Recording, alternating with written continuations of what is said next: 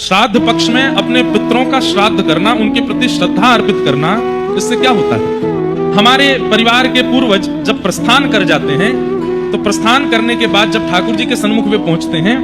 तो ठाकुर जी उनको अपने निजलोक में निवास दे देते हैं। तब ठाकुर जी से हमारे ही वे जन जाकर के प्रार्थना करते हैं, हे नाथ, मेरे बच्चे, मेरी बहुएं, मेरे बालक, ये सब लोग मेरे से बहुत प्रेम करते थे, बहुत स्नेह करते थे। अब तो मेरा संबंध इनसे टूट चुका है, पर फिर भी नाथ मैं बस इतनी कृपा आपसे चाहता हूं कि इस परिवार पर कृपा बनाए रखना। हमारे पितृ जाकर के ठाकुर जी से हमारी प्रार्थना करते हैं कि आप इन पर कृपा बनाए रखना ठाकुर जी। ठाकुर जी कहते हैं, अच्छा तुम इतनी इनकी जो है जैक लगा रहे हो तो अपने परिवार के लोगों की, देखते हैं श्राद्ध पक्ष में तुम्हारा श्राद्ध ये लोग कैसे करेंगे। तो जब उसकी श्राद्ध तिथि आती है हमारे पितृ की, और उस दिन जब परिवारी जन कुछ भी विशेष नहीं करते और बिल्कुल अश्रद्धा पूर्वक करते हैं,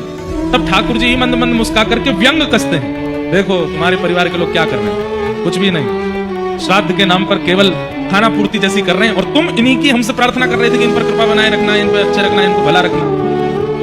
तब हमारे पितृ नाराज नहीं होते, दुखी हो जाते हैं। वे कहते हैं, ठाकुर जी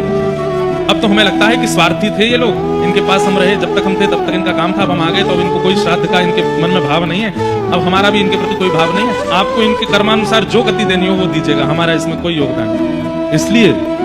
श्राद्ध पक्ष में हमारे यहाँ आज्ञा की गई, अपने पितरों का, पूर्वजों का स्मरण किया।